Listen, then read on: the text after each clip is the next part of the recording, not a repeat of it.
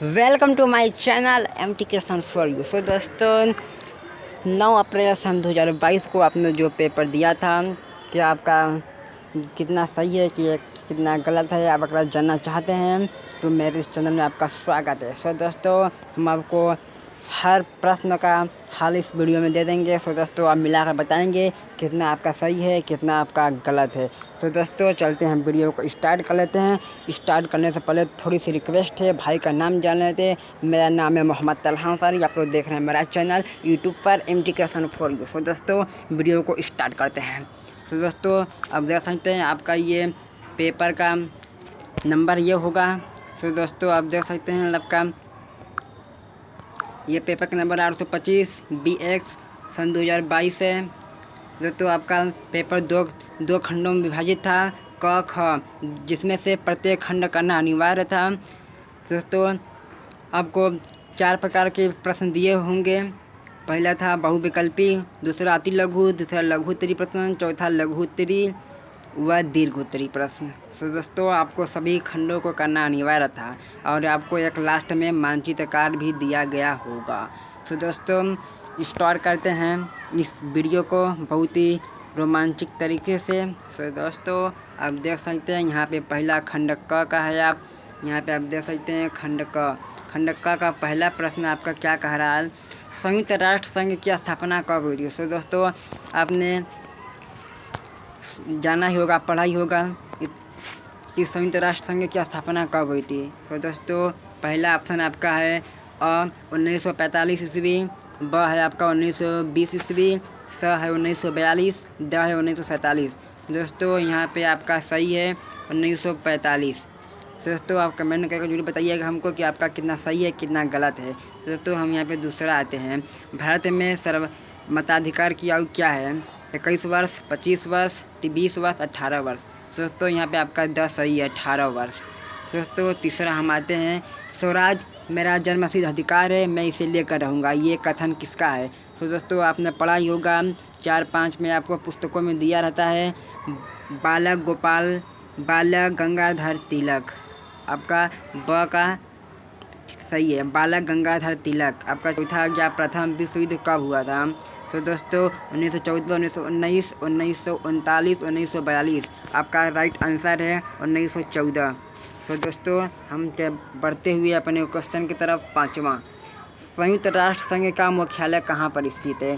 तो दोस्तों यहाँ पे ध्यान देने की यह बात है कि यहाँ पे संयुक्त राष्ट्र संघ का मुख्यालय यहाँ पे पूछ रहा है। तो दोस्तों बहुत लड़के क्या किए हैं, जिनेवा पे टिक मार दिए हैं, सही कर दिए हैं, लेकिन दोस्तों जिनेवा रॉन्ग आंसर है। तो दोस्तों यहाँ पे न्यूयॉर्क रहेगा, स आपका सही है, न्यूयॉर्क। तो दोस्तों यहाँ पर अगर लिखा होता कि विश्व राष्ट्र संघ का मुख्यालय कहाँ पे है, तो दोस्तों यहाँ पे आपको जिनेवा होता, लेकिन यहाँ पे संयुक्त राष्ट्र संघ की मुख्यालय कहाँ पे, यहाँ पे न्यूयॉर्क रहेगा।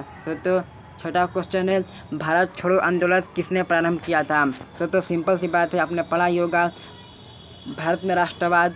तो यहाँ पे आप महात्मा गांधी पे आप मार दिए होंगे। तो दोस्तों आप मिलाकर बताइए हमको कमेंट में कि आपका कितना सही था कितना गलत था। तो दोस्तों हम बढ़ते हैं नेक्स्ट। तो दोस्तों यहाँ पे मेरा सातवां प्रश्न है 2 अक्टूबर को जन्म लेने वाले किन्हीं 2 प्रसिद्ध भारतीयों के नाम लिखे। तो दोस्तों पहला हो गया महात्मा गांधी आपका हो गया, और दूसरा हो गया लाल बहादुर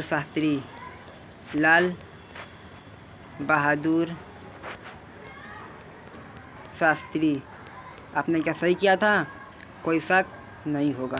तो दोस्तों यहाँ पे हम चलते हैं 8वां प्रश्न पे, फ्रांस की क्रांति के संबंधित किन्हीं 2 दार्शनिकों के नाम लिखे। तो बहुत ही आसान पेपर आपका था। दोस्तों यहाँ पे पहला आपका होगा रूसो। पहला आपको रूसो, ये भी एक दार्शनिक था फ्रांस की क्रांति के संबंधित, और दूसरा आपका है मॉन्टेस्क्यू। आपका मॉन्टेस्क्यू हो गया। तो बढ़ते हैं अगले प्रश्न की तरफ। आपका 9वां प्रश्न क्या कह रहा है, संघीय शासन व्यवस्था की कोई 2 प्रमुख विशेषताएं बताइए। तो यहाँ पे आप पहला लिख दीजिएगा कि यहाँ पे सरकार 2 या 2 से अधिक स्तर वाली होती हैं। यहाँ पे सरकार 2 या 2 से अधिक स्तर वाली होती हैं, 2 या 2 से अधिक स्तर वाली होती हैं। और दूसरा आपका क्या था, दूसरा आपका क्वेश्चन था, वह सरकार किसी एक केंद्र समूह पर अपना शासन करती है। तो दोस्तों आपको बहुत ही अच्छे से प्रश्न आ गया होगा। अब चलते हैं लघु उत्तरीय प्रश्न। आपको देख सकते हैं आपका लघु उत्तरीय प्रश्न है 3 नंबर का एक क्वेश्चन आपका था। यहाँ पे हम 10वां देखेंगे, भारतीय राष्ट्रीय आंदोलन में भाग लेने वाले किन्हीं 3 नेताओं के नाम। तो ये बहुत ही आसान आपका 3 नंबर, बहुत ही आपके एकदम यल कुछ में आप पढ़े होंगे, कक्षा 2 में आप पढ़े होंगे कि भारतीय राष्ट्रीय आंदोलन में भाग लेने वाले किन्हीं 3 नेताओं के नाम। तो सिंपल सी तरीका है आपका। पहला है महात्मा गांधी हो गया, दूसरा लाल बहादुर शास्त्री, तीसरा सुभाष चंद्र बोस। दोस्तों आपने क्या किया था कमेंट करके जरूर बताइएगा हमको। तो हम चलते हैं नेक्स्ट। तो आपका यहाँ पे इसको तो करना नहीं था, कोई अच्छा करना था तो हम इसको करा ही दिए हैं। अभी 11 पे हम देखते हैं। इसको आपको छोड़ देना है, आपको इसको करना है। महात्मा गांधी द्वारा चलाए गए किन्हीं 3 आंदोलन के नाम लिखिए। तो यहाँ पहला है भारत छोड़ो आंदोलन, भारत छोड़ो आंदोलन। दूसरा आपका है सविनय अवज्ञा आंदोलन, सविनय अवज्ञा आंदोलन, ये आपका हो गया। अब तीसरा आपका क्या है,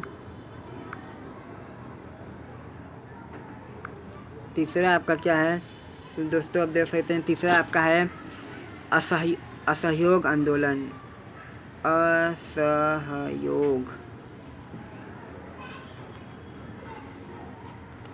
कि दोस्तों अब कोई डाउट नहीं होना चाहिए।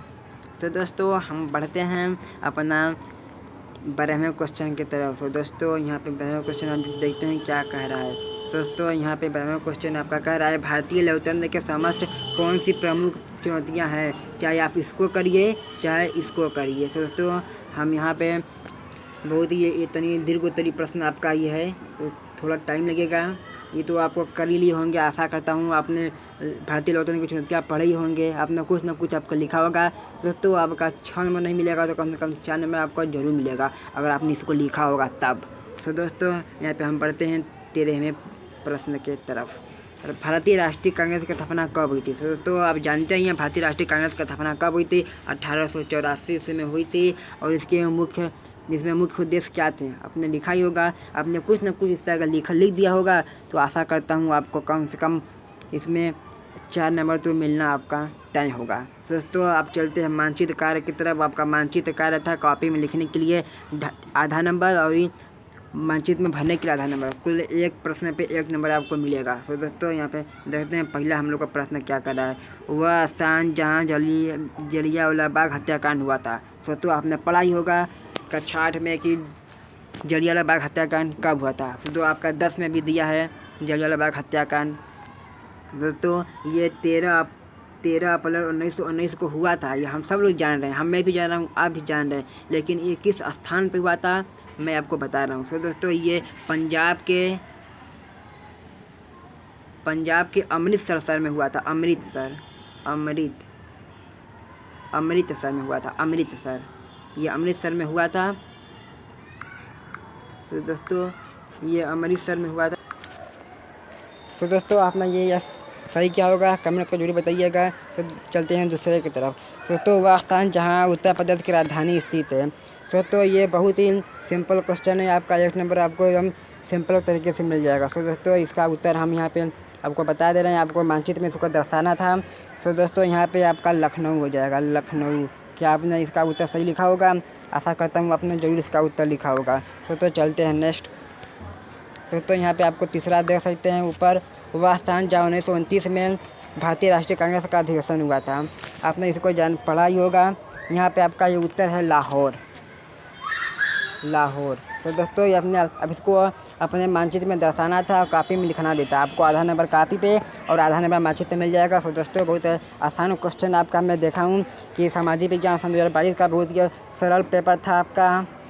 फिर देखते हैं चौथा, हुआ स्थान जहाँ चंद्रशेखर आज़ाद बचे। तो ये बहुत ही भारतीय को पता होगा, बच्चों को पता है कि चंद्रशेखर आज़ाद कहाँ शहीद हुए थे। तो उस राज्य का नाम है उत्तर प्रदेश, जिस राज्य में हम लोग इस वक्त हैं। उत्तर प्रदेश। दोस्तों चलते हैं नेक्स्ट। इसको तो आपको नहीं करना था, जिसको दृष्टिबाधित है उसको यही आपको करना है, इसको नहीं करना था, इसको छोड़ देना था। आपका ये सब हो गया है दोस्तों, अब चलते हैं नेक्स्ट। तो दोस्तों आप खंड ख पे आप आ जाइए। आप यहाँ पे देख सकते हैं वो वैकल्पिक प्रश्न पहला है, पहला 15वां है। कर्तन दहन कृषि झूम कृषि निम्नलिखित में से किस राज्य में पाई जाती है? पहला आपका है उत्तर प्रदेश, दूसरा है राजस्थान, तीसरा है उत्तराखंड, चौथा है मिजोरम। आपका राइट आंसर है द मिजोरम, चौथा का मिजोरम है। क्या आपने इसका सही किया होगा? आशा करता हूँ आपने सही ज़रूर किया होगा।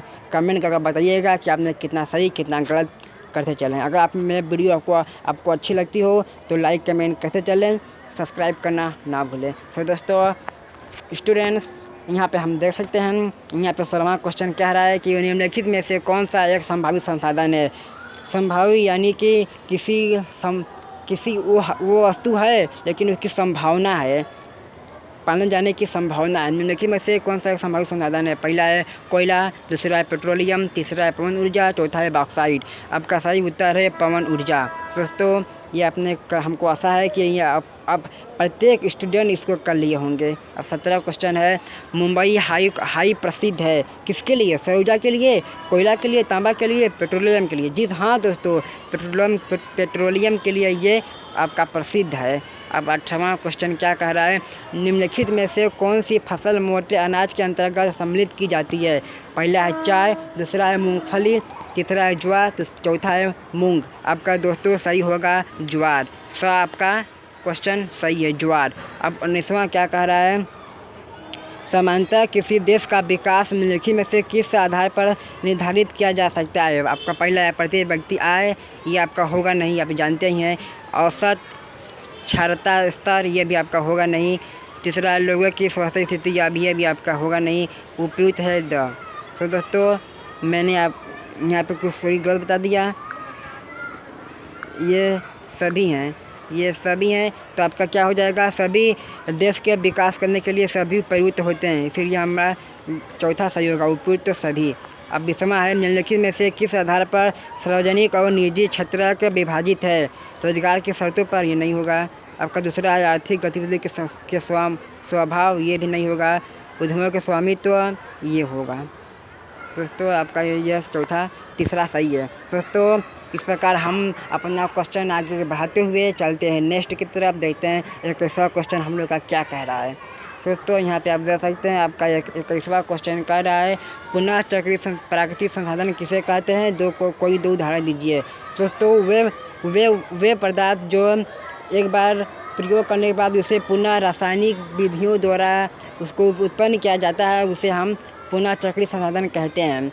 दोस्तों आशा करता हूँ ये आपने इसको आज से लिखा होगा। तो देखते हैं 22वां क्वेश्चन आपका क्या कर रहा है। अर्थव्यवस्था के संगठित क्षेत्र में रोजगार की दो विशेषताएं लिखिए। यहाँ पे पहला आपका हो जाएगा रोजगार की अवधि नियमित होती है। दूसरा आपका हो जाएगा यहाँ पे एक विशेष कानून बनाया जाता है जिसमें लोगों को रहकर अपना कार्य करना होता है। तो आपने सही किया होगा, हम आशा है हमको भी।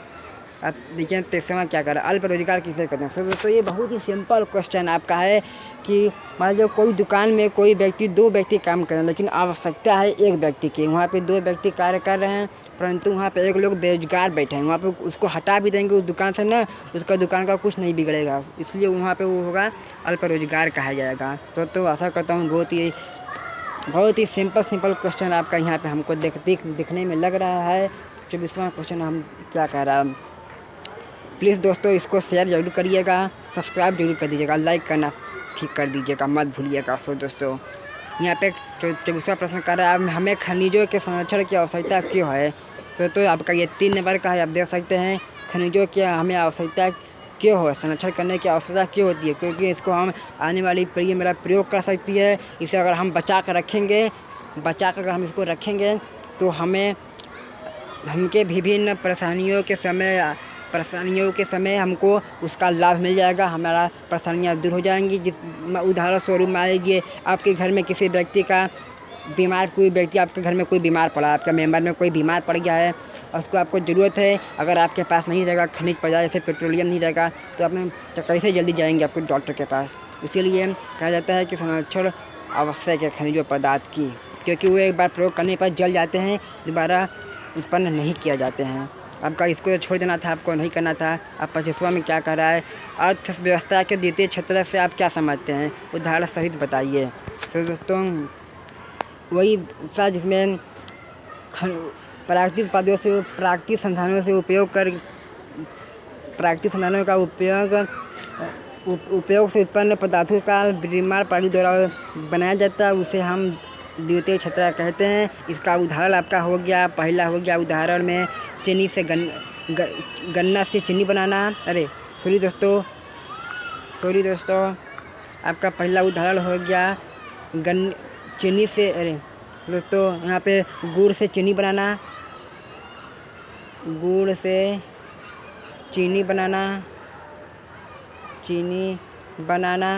दूसरा आपका हो गया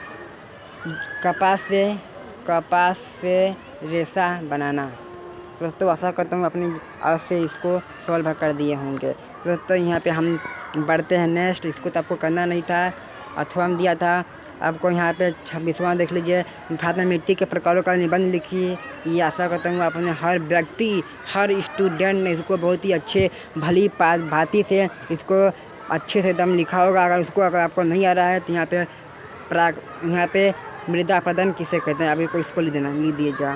दोस्तों मृदा प्रदन बहुत लोगों का पता होगा कि किसे कहते हैं, इसको हम सॉल्व नहीं करेंगे, ये बहुत ही आसान क्वेश्चन है। तो दोस्तों चलते हैं नेक्स्ट में। तो आखिरी प्रश्न हम लोग का है मानचित्र का।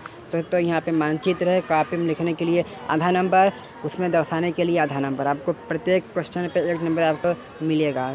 तो पहला क्वेश्चन हम लोग का 28वां क्या कह रहा है, कृष्णा नदी चिन्ह द्वारा नाम सहित कृष्णा नदी किस राज्य में बहती है। दोस्तों आपका हो गया महाराष्ट्र हो गया।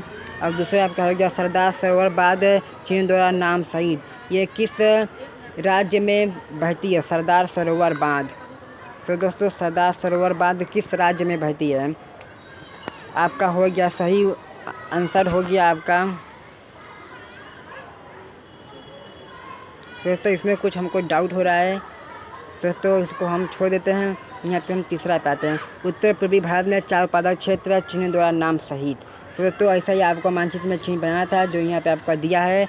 यहाँ पे उसका उत्तर हो जाएगा असम, इसका हो जाएगा आपका असम। तो दोस्तों आपने आशा करता हूँ अच्छे से किए होंगे, सब क्वेश्चन को हल कर दिए होंगे भाली पाती।